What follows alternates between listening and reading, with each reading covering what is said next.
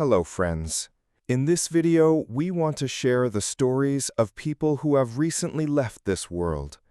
Their lives and legacies deserve to be remembered, and we hope you will discover something meaningful about them today. Before we begin, please subscribe to our channel and give this video a like. Now, let's get started. Died on September 16, 2025. Pat, Patricia Crawley, 91, was one of those rare mid-century talents who made the leap from studio pictures to the living rooms of America and stayed there, gracious, nimble, and unmistakably herself for more than 6 decades. She won the Golden Globe for New Star of the Year after early film turns in Forever Female and Money from Home, then moved through comedies, melodramas, and eventually, the new medium that would define her, television. She died of natural causes in Los Angeles 2 days before her 92nd birthday, survived by her husband, television executive Andy Friendly, 2 children, 5 grandchildren, and 4 great-grandchildren. Born on September 17, 1933, in Oliphant, Pennsylvania, Crawley began on stage, Broadway, and early TV dramas before Hollywood paired her with marquee names like Dean Martin, Jerry Lewis, Tony Curtis, and Barbara Stanwyck. Those apprenticeships in the 1950s taught timing as much as glamour, the snap of a screwball exchange, the stillness of a close-up, the way a secondary role can quietly steal a scene. The Globe confirmed what casting directors already knew, that she could carry a picture with warmth and a light touch, yet it was television's weekly cadence that would make her a household name. From 1965 to 1967, Crawley starred as Joan Nash on Please Don't Eat the Daisies, a mother, journalist, and center of a controlled household chaos that felt, for many viewers, like the best kind of mirror. The role captured her essential gift. She made nice interesting. Years later, she would bring the same poise to primetime soaps, notably as Emily Falmont on Dynasty, a character whose polish and vulnerability let her play against the show's operatic scale without ever getting lost in it. Between and beyond those tentpoles came an index of TV history: The Twilight Zone, Gunsmoke, Hawaii Five-0, Columbo, Frasier, Friends, daytime dramas from Generations to a long run on Port Charles, and the late-career indie Montrevey 2012. The breadth wasn't about ubiquity, it was about craft. She slid into a world, lifted it, and moved on. In remembering Pat Crawley, it's easy to list the titles. Harder, perhaps, is naming the quality that bound them. It was a kind of approachable elegance, the wit to keep a scene buoyant, the empathy to keep it honest. She made viewers feel welcome into a family kitchen, a newsroom, a Denver mansion, and then rewarded their attention with work that was precise, playful, and humane. That's why her performances have aged so well. They were never only about style, they were about people. And that, more than any trophy or credit count, is the mark of an actor whose work lasts. Died on September 17, 2025. Max Rafiq Bashir was an Australian football administrator and lawyer whose steady hand and long vision reshaped the game in South Australia. For a quarter-century as president of the SANFL, and for decades before and after in other leadership roles, he guided the state's code through its most dramatic changes, from building a home of its own to negotiating the arrival of National League teams, while keeping faith with the local clubs and communities that gave the sport its soul. He will be remembered as a principled deal-maker, a meticulous steward of finances and facilities, and a guardian of the game's independence in an era of consolidation and pressure from outside. Born on May 9, 1927, in Adelaide, to Lebanese immigrant parents, Bashir came of age in a household that prized education, obligation, and perseverance. He studied law at the University of Adelaide, was admitted to practice in the early 1950s, and built a respected career in the profession even as football drew him into public life. What began as volunteer service, honorary solicitor, and tribunal work for the Amateur League turned into a lifetime project, modernizing how South Australian football governed itself, paid its bills, treated its players, and planned for the future. By the late 1960s and 1970s, he had become one of the SAFFL's pivotal figures, serving as commissioner, vice president, and then president. Under his watch, the league financed and built Football Park at West Lakes, a bold act of self-determination that gave the code its own stage. He pushed through lighting and infrastructure upgrades in the face of political heat and public scrutiny, convinced that the league had to think in decades, not seasons. In the 1990s, as the national competition expanded, Bashir helped steer the complex, often contentious path that brought South Australia's clubs into the AFL. He fought hard bargains, protected SANFL interests, and insisted that national ambition should not erase state identity. His imprint remains visible in the places the game calls home.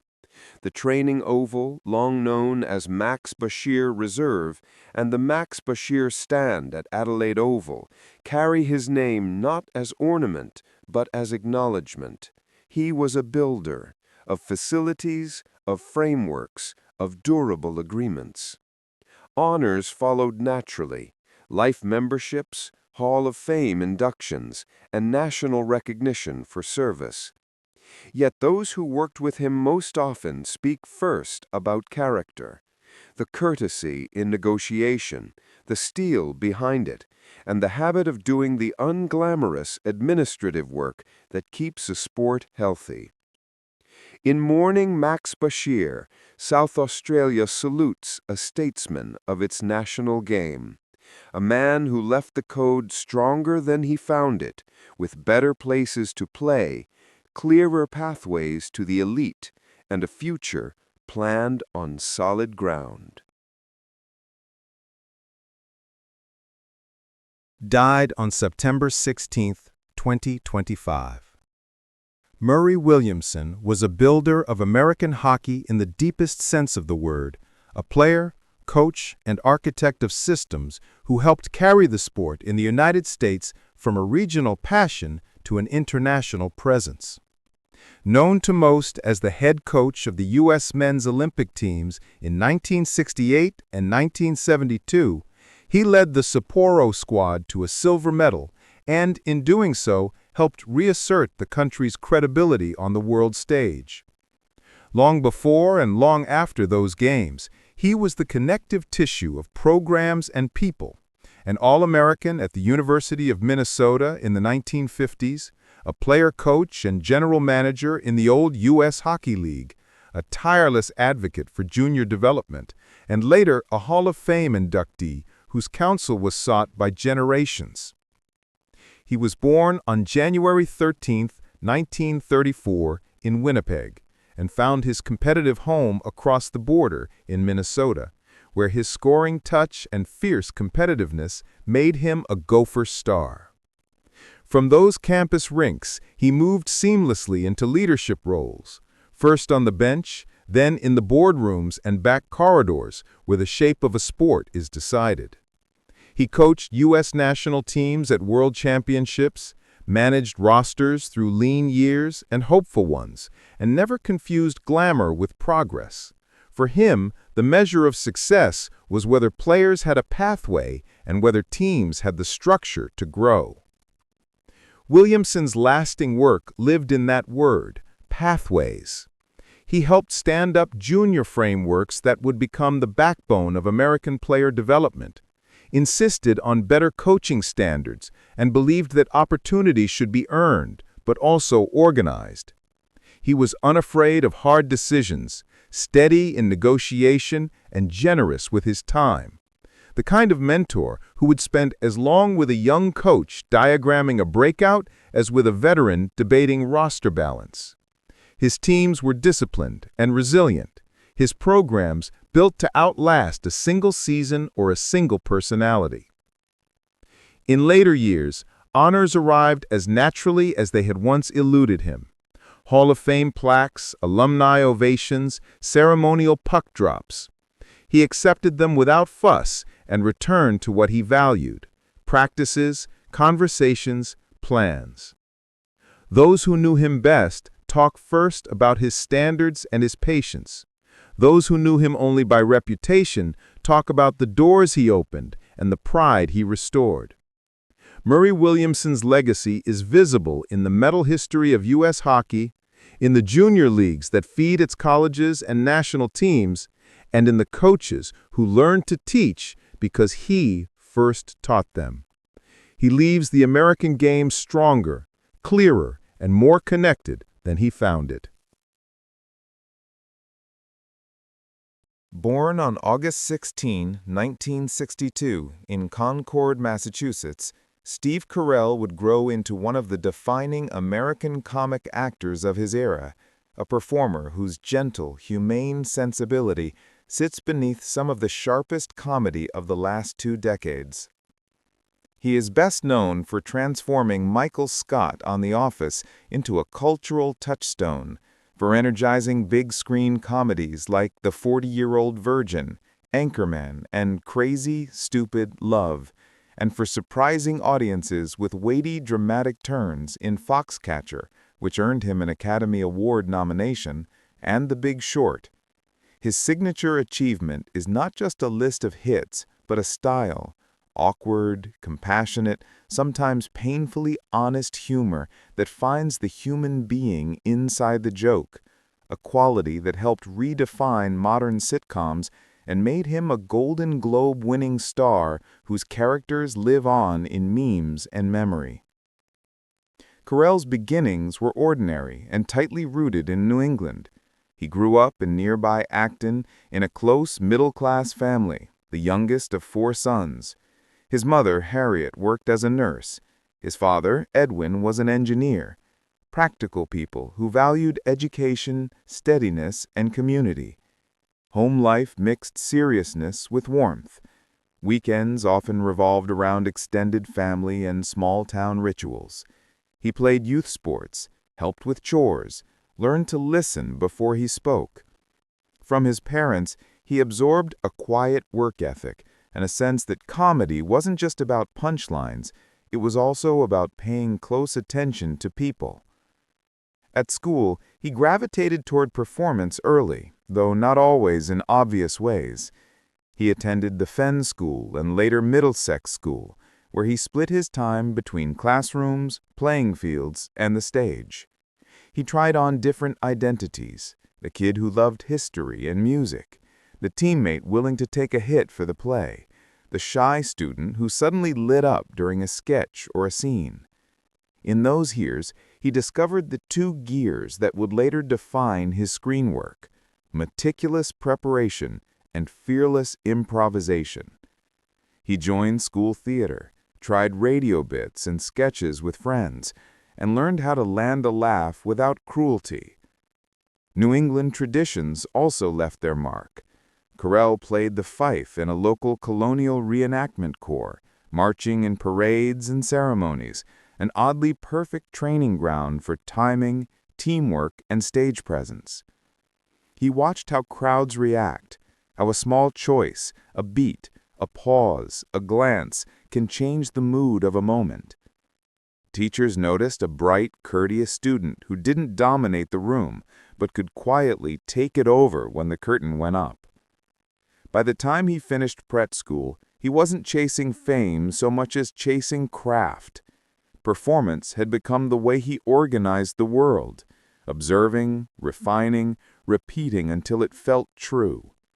Standing on the threshold of college, he carried forward a modest but unshakable conviction that he could make people laugh without talking down to them, and that there was something generous and necessary in doing so. As Steve Carell moved into college and early adulthood, the instincts that had taken root in New England turned into deliberate training. At Denison University in Ohio, he studied history, but his real education unfolded on campus stages and with an improv troupe that drilled him in listening, timing, and the art of making a scene feel accidental and inevitable at once. He learned to write his own material, to fail in front of friends and try again the next night, and to keep the laugh honest, earned by character, not cruelty.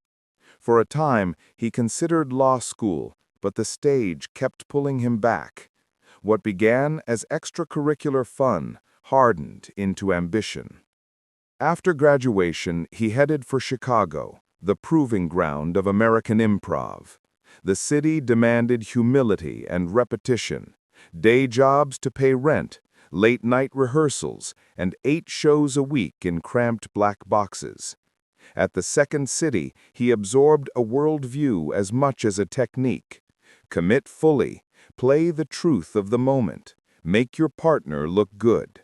He taught classes, wrote sketches, toured, and kept building a toolkit of voices and characters. In that community, he also met Nancy Walls, a sharp, fearless performer who would become his wife. Together, they learned how to balance creative risk with the ordinary business of making a living. Those years were lean and formative. Carell collected small roles in commercials and bit parts on television while continuing to write and perform sketch comedy. In 1996, he joined a short-lived but influential primetime sketch show that gathered a remarkable concentration of future stars. The run was brief, the lessons lasting. A few years later, he landed at The Daily Show, where he evolved from a reliable correspondent into a signature presence, deadpan, self-flattering, and strangely vulnerable under the bluster. Recurring bits sharpened his satire, and a recurring on-air duel with a fellow correspondent taught him how to turn competitive chemistry into character. By the early 2000s, the film world began to notice. Small but vivid roles, an overmatched news anchor here, an oddly endearing weatherman there, hinted that Carell could steal scenes without raising his voice. The skills forged in clubs and classrooms now read clearly on camera. Precise timing, generous ensemble work, and the ability to ground absurdity in recognizable human need. He had not yet reached the projects that would make him a household name, but the path was set. The craft was in place. All he needed was the right door to open, and he was already standing just outside it. By the mid-2000s, the door finally swung open. In 2005, the 40-year-old virgin turned Steve Carell from a familiar face into a leading man and a new kind of comedy star. He co-wrote the film and anchored it with a performance that mixed embarrassment with empathy. The jokes landed because the character felt real, not ridiculed.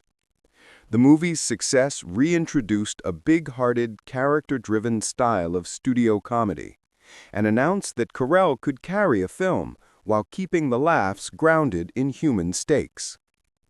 That same year, he stepped into the role that would define an era of television, Michael Scott in the American version of The Office. What could have been a one-note buffoon became, in Carell's hands, a complicated study in neediness, delusion, and hope. He made the silence after a bad joke as funny as the punchline, and he found the sweetness inside the cringe. Over multiple seasons, he helped reshape the modern sitcom, single camera, mock documentary, ensemble forward, and emotionally honest. The show made him a Golden Globe winner, and more importantly, a character that millions carried into their daily lives, quoted in offices that looked uncomfortably like Dunder Mifflin. Success on television fueled a run of films that broadened his range without abandoning his sensibility. He led comedies like Get Smart, Date Night, and Crazy Stupid Love, proving he could be nimble as an action foil, a romantic lead, or the flustered center of a farce. He also found a second home in animation, voicing Gru in the Despicable Me franchise, another masterclass in warmth beneath absurdity, and one of the most beloved comic personas of the century for families around the world. Then came the pivot to drama, not as a detour, but as a revelation of tools he'd been sharpening for years. In Little Miss Sunshine, he played a quiet, wounded scholar. In Foxcatcher, he disappeared into cold menace, earning an Academy Award nomination. In Big Short, he channeled moral fury through gallows humor. Later roles, Beautiful Boy and Vice, showed the same trait that defined his comedy, an insistence on playing the truth of a moment, even when that truth is uncomfortable. As his career matured, Carell also moved behind the camera, co-creating series with Nancy Carell, producing projects and shepherding ensembles on television, The Morning Show and Space Force, where his instinct for collaborative rhythm remained central. What endures is not just the list of hits, but a particular ethic of performance, generosity to scene partners, respect for the audience's intelligence, and humor that refuses to punch down. Steve Carell helped redefine mainstream comedy by making awkwardness humane and sincerity cool again, then proved that the muscles built in improv clubs could carry the weight of serious drama. And on characters who, whether they're paper company managers or supervillains with a soft heart, remind us how funny and fragile it is to be human.